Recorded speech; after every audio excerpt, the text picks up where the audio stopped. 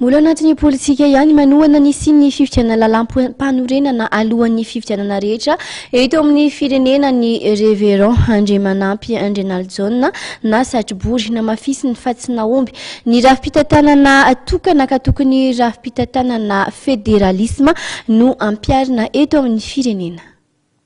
Ka ho avy Madagasikara mba tsy hisiany savoritaka sy nadikoko indrindra ny fandrosoany faritra dia ny état fédéral no ivelika fa tonga angamba ny fotoana hampiarana azy miroso any amin'ny tena fifidianana ny constitution no ilaina aloha avy eo dia vitantsika ny président fédéral hapetraky ny voaka malagasy hiova tanteraka ny fizotrany raha-pirenena mety ho gaga ny olona ny zavatra ambarako amin'izao taona izao nefa dia antoka lehibe ary dia misaotra ny namana rehetra mikarakara izany atao Andriamatoa Tabera atao ny président Jean Philibert izay namaky basilana